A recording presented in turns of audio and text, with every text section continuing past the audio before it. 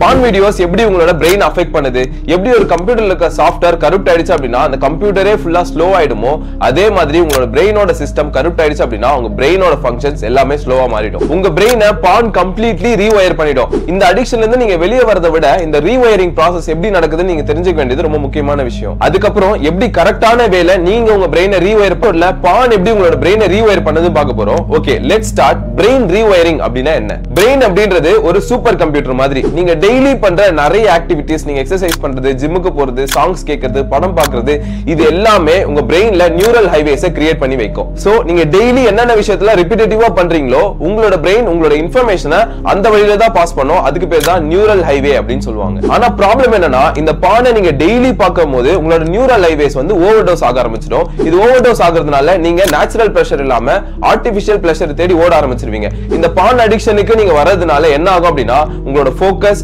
உங்களோட மோட்டிவேஷன், உங்களோட டிட்டர்மினேஷன், உங்களோட ரிலேஷன்ஷிப், உங்களோட செல்ஃப் கண்ட்ரோல் எல்லாமே வீக் ஆகிடும். ஓகே, இப்போ இருக்க ஒரு क्वेश्चन, உங்க பிரெயினை ரீசெட் பண்ண முடியுமா அப்படின்னு. எஸ், கண்டிப்பா பண்ண முடியும். நீங்க உங்களோட லைஃப்ல ஒரு புதுசான ஹாபிட்ஸை இன்ட்ரோடியூஸ் பண்றது மூலமா நீங்க அந்த ஹைவேவோட ரூட்டை மாத்தி உங்க பிரெயினை அதுல இருந்து கிளியர் பண்ணி நீங்க பிரெயினை ரீசெட் பண்ண முடியும். இதுக்கு பேர் தான் நியூரோபிளாஸ்டிசிட்டி அப்படின்னு சொல்லுவாங்க. ஆனா அதுல இருந்து நீங்க வெளியே கொண்டு வர ஸ்ட்ரக்சர்டா சில விஷயம் ஃபாலோ பண்ணணும். அதுக்கு 5 ஸ்டெப்ஸ் இருக்கு. நான் சொல்றத நல்லா கவனிச்சுக்கோங்க. Step 1, dopamine detox. Porn is a supernormal stimulus அப்படின்னு சொல்லுவாங்க.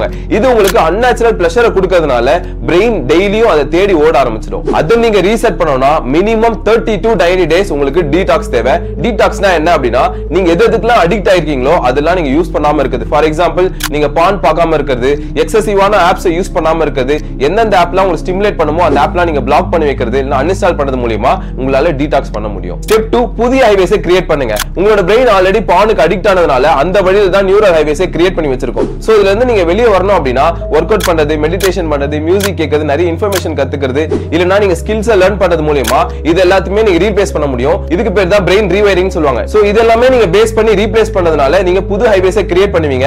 இது உங்களோட புது ஹாபிட்ஸா மாறும். இதுதான் உங்களோட சோர்ஸ் ஆஃப் பிளஷரா மாற ஆரம்பிச்சிடும். ஸ்டெப் 3, உங்களோட ட்ரிகர்ஸ் ஐடென்டிஃபை பண்ணுங்க. உங்களோட பிரெயின் எப்பப்பலாம் பான் பார்க்கிறதுக்கு உங்களை ட்ரிகர் பண்ணுது, நீங்க போர்டா இருக்கும் போதா, தனியா இருக்கும் போதா, ஸ்ட்ரெஸ்டா இருக்கும் போதா அப்படின்னு நீங்க ஐடென்டிஃபை பண்ணிட்டீங்க அப்படின்னா அந்த பேட்டர்ன் உங்களால ஈஸியா பிரேக் பண்ண முடியும். ஸ்டெப் 4, செல்ஃப் கண்ட்ரோலை ட்ரெயின் பண்ணுங்க. உங்களுக்கு எப்பலாம் அந்த அர்ஜஸ் வருதோ நீங்க செல்ஃப் கண்ட்ரோல்டா கான்ஷியஸா இருக்க வேண்டியது ரொம்ப ரொம்ப முக்கியம். இதுக்கு பேர் தான் 5 minutes பிரேக் அப்படின்னு சொல்லுவாங்க. உங்களுக்கு அர்ஜ் வரும்போதெல்லாம் உடனே போயிட்டு அந்த பான் கண்டென்ட்டை பார்க்காம நீங்க 5 minutes அப்புறம் பார்க்கலாம் அப்படின்னு உங்க பிரெயின்ல நீங்க கான்ஷியஸா ஒரு டிசிஷன் எடுக்கிறது மூலமா நீங்க உங்க பிரெயினை டைவர்ட் பண்ணி நீங்க புதுசா ஒரு விஷயத்தை பண்ண ஆரம்பிப்பீங்க. உங்க பிரெயின் அந்த 5 minutesல நீங்க என்ன விஷயத்தை புதுசா பண்ணீங்களோ அதுல ஃபோக்கஸ் பண்ண ஆரம்பிச்சிடும். சோ உங்களோட அர்ஜஸ் கொஞ்சம் கொஞ்சமா ரெடியூஸ் ஆரம்பிச்சிடும். இது பேர் தான் செல்ஃப் கண்ட்ரோல் அப்படின்னு சொல்லுவாங்க. இதை நீங்க ட்ரெயின் பண்றது ரொம்ப ரொம்ப முக்கியமான விஷயம். Step 5, build accountability system. உங்களுக்கு யார் யாரெல்லாம் ஒரு மென்டரா இருப்பாங்க, யார் உங்களுக்கு நல்ல ஃப்ரெண்டா இருப்பாங்க, அவங்க உங்ககிட்ட ஷேர் பண்ணா யாருமே ஜட்ஜ் பண்ண மாட்டாங்க அப்படின்னா அவங்கள நீங்க உங்க லைஃப்ல வச்சுக்க வேண்டியது ரொம்ப ரொம்ப முக்கியமான விஷயம். எப்பயாச்சும் நீங்க இந்த வேல இருந்து தவறி போயிட்டீங்க அப்படின்னா அவங்க உங்களை அக்கௌண்டபிள் எடுத்துக்குவாங்க, உங்களை கேள்வி கேட்பாங்க. அப்போ நீங்க அதை கரெக்டா ஃபாலோ பண்ணணும் அப்படின்ற ஒரு பயம் உங்களுக்குள்ள இருக்கும். இப்போ சொல்லுங்க, உங்களோட பிரெயினை நீங்க ரீவயர் பண்ண முடியுமா? இப்போ நான் சொன்ன அந்த 5 ஸ்டெப் நீங்க ஃபாலோ பண்றது மூலமா உங்களோட பிரெயினை கரெக்டான ப்ராசஸ்ல உங்களால ரீவயர் பண்ண முடியும். நீங்க ஆர்டிபிஷியலா இருக்க பிளஷர் எல்லாமே தாண்டி ரியல் லைஃப்ல என்ன பிளஷர் இருக்கோ அதை என்ஜாய் பண்ண ஆரம்பிப்பீங்க. அது உங்களோட ரிலேஷன்ஷிப், மோட்டிவேஷன், ஃபோக்கஸ் எல்லாத்தையுமே பயங்கர ஸ்ட்ராங் ஆக்கிடும். இந்த எபிசோட் உங்களுக்கு பிடிச்சிருந்தா உங்களோட ஃபீட்பேக் எங்களுக்கு ஷேர் பண்ணுங்க. இந்த வீடியோவை உங்க ஃப்ரெண்ட்ஸ்க்கு சென்ட் பண்ணுங்க.